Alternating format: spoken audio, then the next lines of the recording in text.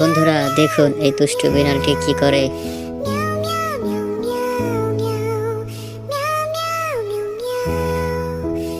সে juice ফেলে দেয়।